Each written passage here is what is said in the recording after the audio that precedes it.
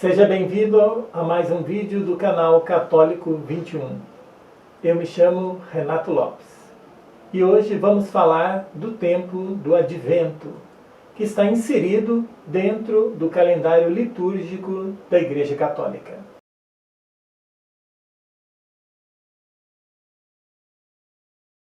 O tempo do Advento tem sempre o seu início no domingo mais próximo do dia 30 de novembro e termina no dia 24 de dezembro. Tem duração de aproximadamente 4 semanas.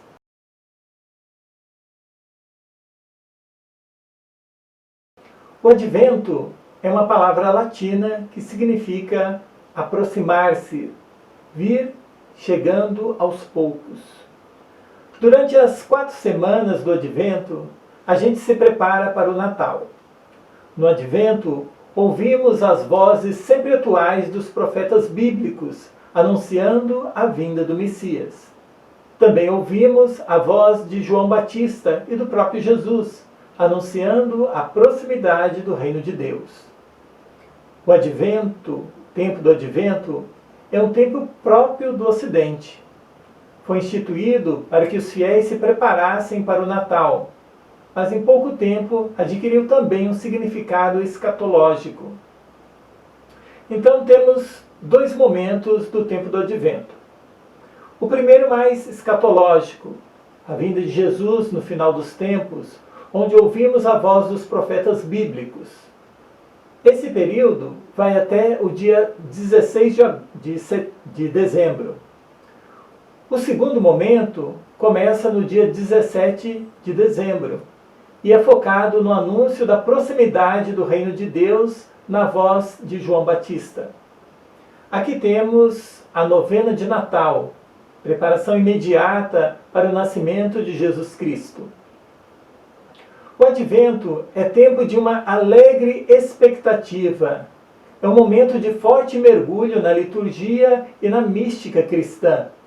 É tempo de espera e de esperança, de estarmos atentos e vigilantes, nos preparando alegremente para a vinda do Senhor, como a noiva que se enfeita para a chegada de seu noivo.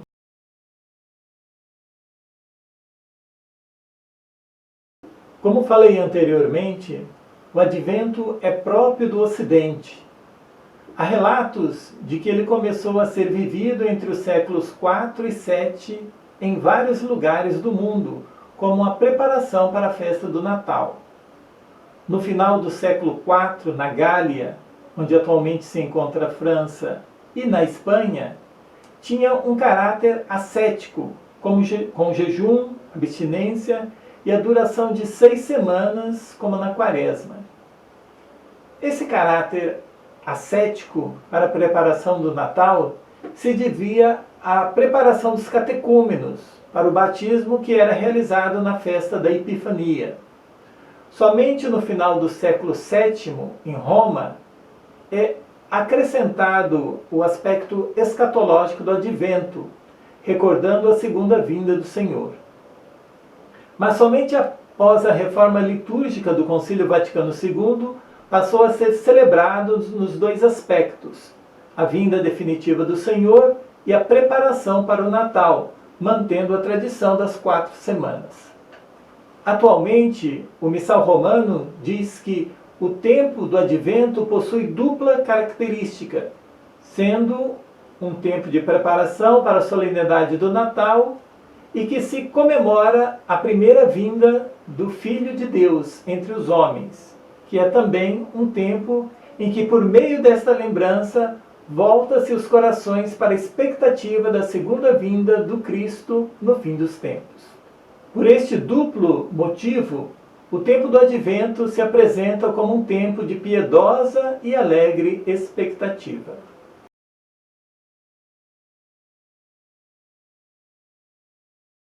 O Advento recorda a dimensão histórica da salvação, evidencia a dimensão escatológica do mistério cristão e nos insere no caráter missionário da vida de Cristo. Jesus, que de fato se encarna e se torna presença salvífica na história, confirmando a promessa e aliança feita ao povo de Israel. Deus, ao se fazer carne, planifica o tempo e torna próximo o reino de Deus. O Advento recorda também o Deus da revelação, aquele que é, aquele que era e aquele que vem, que está sempre realizando a salvação, mas cuja consumação se cumprirá no dia do Senhor, no dia último, no tempo final, final dos tempos. O caráter missionário do Advento se manifesta na Igreja pelo anúncio do reino e na sua acolhida pelo coração do homem, até a manifestação gloriosa de Cristo. As figuras de João Batista e de Maria são exemplos concretos da missionariedade de cada cristão, quer preparando o caminho do Senhor, quer levando o Cristo ao irmão para o santificar. Não se pode esquecer que toda a humanidade e a criação vivem em clima de advento, de ansiosa espera da manifestação cada vez mais visível do reino de Deus.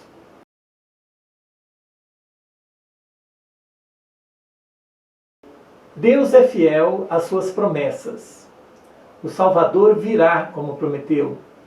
Daí a nossa alegre expectativa, que deve, no tempo do advento, não só ser lembrada, mas vivida, pois aquilo que se espera acontecerá com certeza. Portanto, não estamos diante de algo irreal, fictício, passado, mas diante de uma realidade concreta e atual. A esperança da Igreja é a esperança de Israel, já realizada em Cristo, mas que se consumará somente na vinda definitiva do Senhor. Por isso, o brado da Igreja, característicos nesse tempo, é: Maranata, vem Senhor Jesus. O tempo do Advento é tempo de esperança, porque Cristo é a nossa esperança.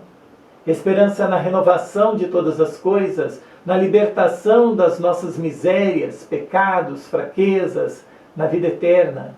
Esperança que nos forma na paciência diante das dificuldades e tribulações da vida, diante das perseguições. O Advento também é um tempo propício à conversão. Sem um retorno de todo o nosso ser a Cristo, não há como viver a alegria e a esperança na expectativa de sua vinda. É necessário que preparemos o caminho do Senhor em nossas próprias vidas, lutando até o sangue contra o pecado, através de uma maior disposição para a oração.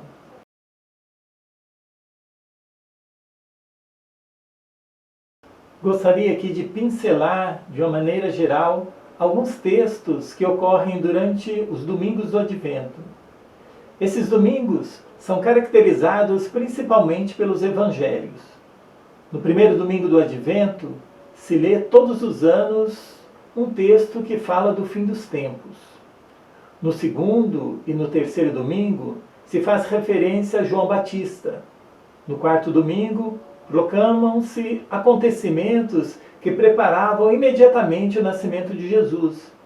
Os anúncios a José e a Maria e a visita de Maria a Isabel. A primeira leitura é profética, na maioria das vezes, de Isaías. A segunda leitura é apostólica e geralmente uma exortação à vigilância e a uma vida digna. Nos dias de semana, até o dia 16 de dezembro, se faz quase exclusivamente uma leitura progressiva, embora descontínua, de passagens messiânicas do profeta Isaías. A essas leituras proféticas correspondem textos evangélicos que mostram o cumprimento das profecias.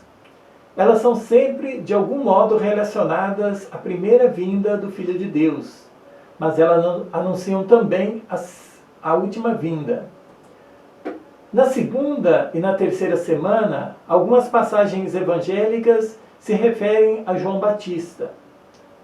Na segunda parte do Advento, do dia 17 ao dia 24 de dezembro, proclamam-se progressivamente textos dos evangelhos de Mateus e Lucas, referentes à preparação imediata do Natal. Nas primeiras leituras, textos messiânicos correspondentes do Antigo Testamento, como por exemplo no dia 20, a profecia da jovem que conceberá e dará à luz um filho com o nome de Emanuel, e o Evangelho da Anunciação do nascimento de Jesus.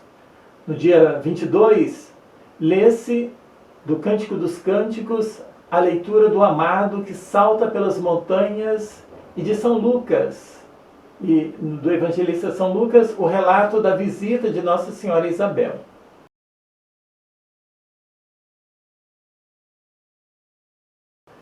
Nas comunidades da igreja na época dos apóstolos, esperava-se com viva esperança a vinda do Senhor Jesus com sua glória. Ela se expressava sobretudo pela proclamação Maranata, vem Senhor Jesus. Essa era a saudação final de São Paulo ao terminar a segunda carta aos Coríntios. Talvez nós a conhecemos melhor no final do livro do Apocalipse, com isso o fim do Apocalipse é o fim de toda a Bíblia, né? Vai lá, está escrito lá no capítulo 21, o Espírito e a esposa dizem, vem. Amém. Vem, Senhor Jesus. Lembramos também que nós mesmos aclamamos o Senhor dessa maneira em cada missa na oração eucarística, logo depois ali do relato da instituição, depois da consagração. O advento todo é, no fundo, um eco em diferentes modulações desta aclamação. A espera do Messias em Jesus de Nazaré, na preparação para comemorar a vinda na carne, chega ao seu cume nos dias que precedem imediatamente o Natal. Aí ouvimos, como nossos antepassados na fé, os patriarcas e profetas, particularmente Isaías, que esperavam o Messias. Lembramos-nos especialmente do pequeno resto do povo de Israel, que tinha esperança certa do Messias, entre eles os mais próximos de Jesus, Zacarias, Isabel, João Batista, José e Maria.